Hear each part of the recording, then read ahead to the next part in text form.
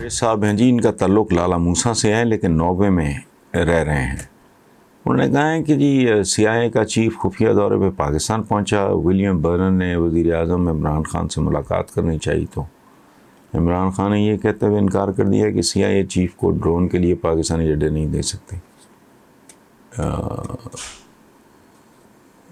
عمران خان نے ٹھیک کیا، لیکن کیا وزیر اعظم عمران خان کا یہ انکار پاکستان کو بہت بھاری پڑ سکتا ہے؟ مستقبل میں پاک امریکہ تعلقات کو کہاں دیکھتے ہیں؟ خرم پرویز صاحب، مجھے میری سمجھ میں نہیں آ رہا، اس کی وجہ ہے اس طرح کے لیول پہ اس طرح کے معاملات میں ایسے بدتمیزانہ قسم کا انکار نہیں ہوتا۔ ملنا اور بات ہے، ملاقات میں بندہ بتاتا ہے کہ جی یہ ہمارے تحفظات ہیں، یہ ہماری مجبوریاں ہیں، یہ ہمارے ماضی کے تجربات ہیں، تو اور ہمارے حالات اس بات کی اجازت نہیں دیتے، تو اس طرح کر کے معذرت کی جا سکتی ہے۔ ڈپلومیسی میں لاٹھی نہیں چلتی، اس لیے مجھے میں ذرا چیک کر لوں، میرے نالج میں اس طرح کی بات نہیں ہے، تو میں اس پہ کامنٹ نہیں فی الحال نہیں کر سکتا۔ میں بات کر لوں ایک دو سمجھدار لوگوں سے، اور یہ ہوا بھی ہے کہ نہیں، انکار والی بات میری سمجھ میں نہیں آتی۔ کرنا آپ نے انکار بھی ہو، آپ ملتے تو ہو، اوور کپ آف ٹی بندہ بتاتا ہے، ڈسکس کرتا ہے کہ یہ ہماری لمیٹیشنز ہیں، یہ ہماری مجبوریاں ہیں، یہ ہمارے تحفظات ہیں، اور یہ ہمارے حالات ہیں۔ اس طرح یہ تو عام سڑک چاپ چودھریوں بہتریوں میں تو ہو سکتا ہے، ناٹ ایٹ دس لیول، جو میری انڈرسٹینڈنگ ہے اسٹیٹ کرافٹ کو، جو تھوڑا بہت میں سمجھتا ہوں۔ میرے ہم نام ہیں، لیکن ان کا نام کا اگلا حصہ بڑا خوبصورت ہے، حسن شام لکھا ہوا ہے، میاں والی سے ہیں۔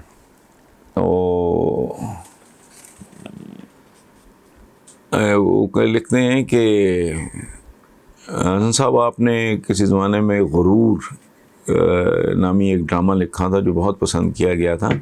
آج کل بہت سے ڈرامہ لکھنے والے بڑے نام، مثلاً امجد اسلام امجد، یونس جاوید، اصغر ندیم سید جیسے لوگوں کی کہانیاں لینے کو کوئی تیار نہیں۔ تو حسن شام صاحب، آپ نے بات درست کی ہے، خوبصورت کی ہے، یہ تو بہت بڑے نام ہیں۔ میں تو ہمیں شغلاً میں نے ایک دو لکھے تھے، میں نے I never took it as a career, اور میں نے اس کو کبھی سنجیدگی سے نہیں لیا۔ وہ امجد اسلام امجد، یونس جاوید، جتنے آپ نے بڑے معتبر، اور ہمارے پاس تو ماشاءاللہ کہکشاں رہی ہے، کبھی اشفاق احمد تھے، یہ اپنے منو بھائی، سبحان اللہ، تو بڑے بڑے خوبصورت لوگ ہمارے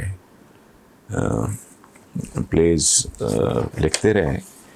لیکن ایک قدیم ہاشمی مرحوم کا ایک شعر ہے، گرو تو ساتھ گرے شان شاہ سواری بھی، زوال آئے تو پورے کمال میں آئے۔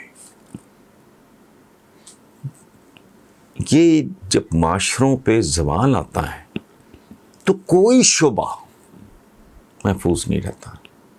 اور ملک ریاض صاحب نے 3-4 دفعہ میری فون پہ بات ہوئی، ملاقات جو واضح طور پہ مجھے یاد ہے صرف ایک ہے، میں نے ان کے کبھی کسی ادارے کے ساتھ لین دین، مجھے پتہ نہیں وہ بندہ رہتا کہاں ہے، مجھے پتہ نہیں اس آدمی کا آفس کہاں ہے، جن کا ان کے ساتھ کوئی تعلق واسطہ ہوگا تو وہ میں نہیں جانتا، میں کسی کا ٹھیکیدار نہیں ہوں۔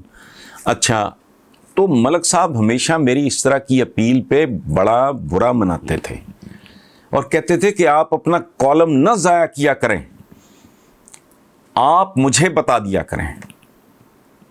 اور پیٹھ پیچھے ان کا آپ نے بات کی ہے، اور ایک دفعہ اس بچے کا داخلہ بھی انہوں نے وہ کرایا، وہ جو سیلف فائنانس اسکیم کے تحت، پھر وہ اس طرح کے 3 کام مجھے یاد پڑتے ہیں۔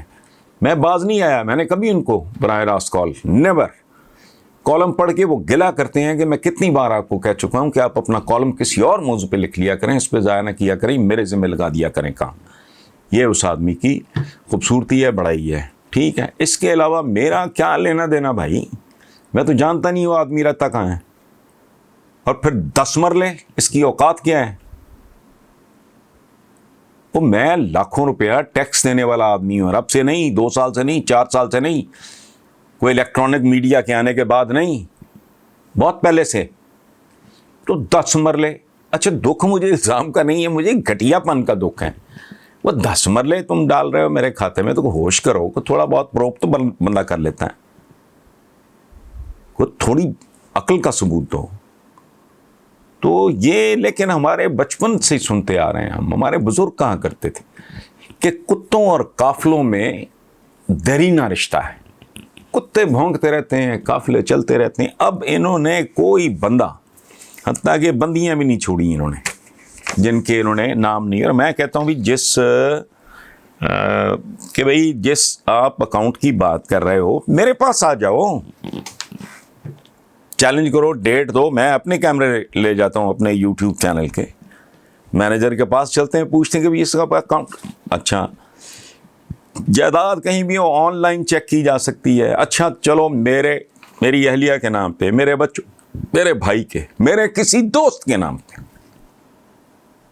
میرے کسی دور پار کے رشتے, میرے ماشاءاللہ بہن بھائی ہیں, my children are grown up, میری بیٹی یونیورسٹی میں ہے, بیٹا میرا یونیورسٹی میں اب پہنچا ہے, بیٹی یونیورسٹی سے فارغ ہو رہی ہے, بیٹا میرا یونیورسٹی میں انٹر ہو رہا ہے, ان کے نام پہ, بھائی کے, کسی بہن کے نام پہ, بہنیں 3 میری باہر ہیں, ان کا لینے دینے, باقی جو ہے وہ خدا کا خوف کرو تم. اچھا, اور سب سے بڑی بات اور آخری پیغام, جس طرح تم نے کوئی نام نہیں چھوڑا, یہ جو کوئی بھی ہوگا, یہ گندگی کے ڈھیر ہیں جن کو زبانیں اللہ نے دی ہوئی ہیں, جو چاہے کریں گے.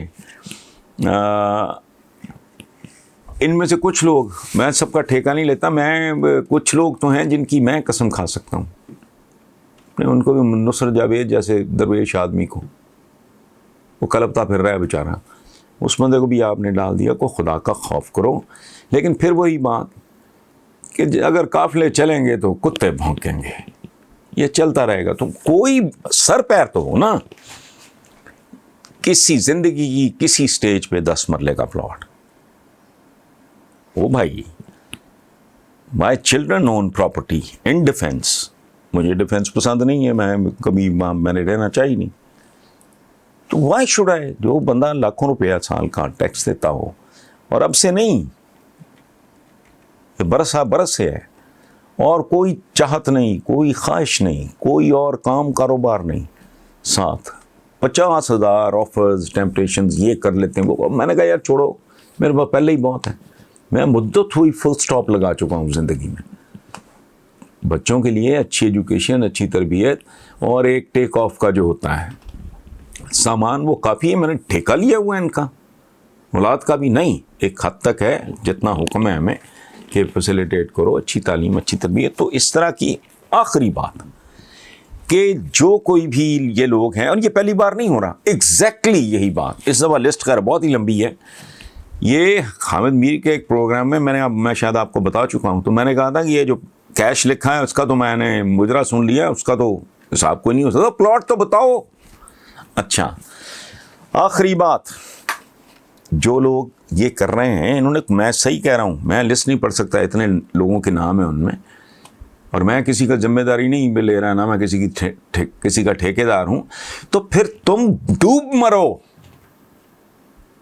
اگر تمہارے ملک کا ہر اوپینین میکر, ہر میڈیا پریکٹیشنر, میں نہیں کھا رہا قسم کسی کی, if they are corrupt, تو پھر تم ڈوب مرو, اور اپنی اولادوں کے ساتھ ڈوب مرو کہ تم نے یہ پیدا کیا ہے, تو پھر تمہارا مستقبل بھی کوئی نہیں. اگر یہ سارے ہی کرپٹ ہیں, میں تو نام پڑھ کے حیران رہ گیا ہوں. اس میں کچھ لوگ ہیں ڈیفینیٹلی جن کی شہرت ٹھیک نہیں ہے, لیکن ایک ایسا آدمی جس کی کبھی کسی حکومت کے ساتھ بنی نہ ہو, ضیاء الحق کی بھی جس نے جیلیں کاٹ لی ہوں, منہ اٹھا کے بات کر دینا. لیکن پھر وہی بات ہے, دلچسپ بات ہے, خوبصورت بات ہے کہ قافلے چلتے رہتے ہیں, کتے بھونکتے رہتے ہیں. Thank you very much.